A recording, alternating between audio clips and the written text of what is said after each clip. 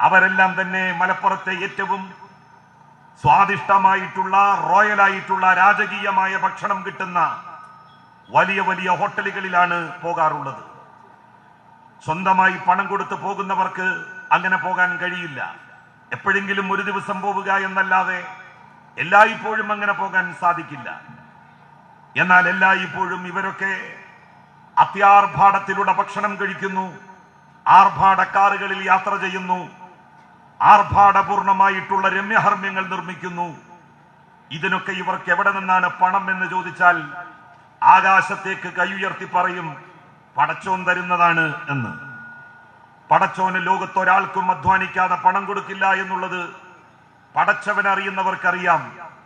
പടച്ചവനെ പോലും പരിചയാക്കി ധനസമ്പാദനത്തിന് പണം തട്ടിയെടുക്കുന്നതിന് ഇവരൊക്കെ കൂട്ടുനിൽക്കുകയാണ്.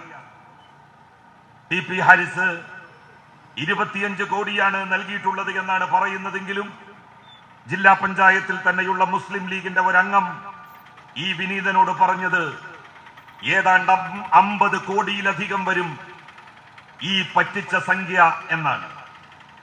അധികവും പറ്റിച്ചിട്ടുള്ളത് മലപ്പുറം, മങ്കട, പെരിന്തൽമണ്ണ നിയോജക മണ്ഡലങ്ങളിൽ പെടുന്ന പ്രവാസികളെയാണ്.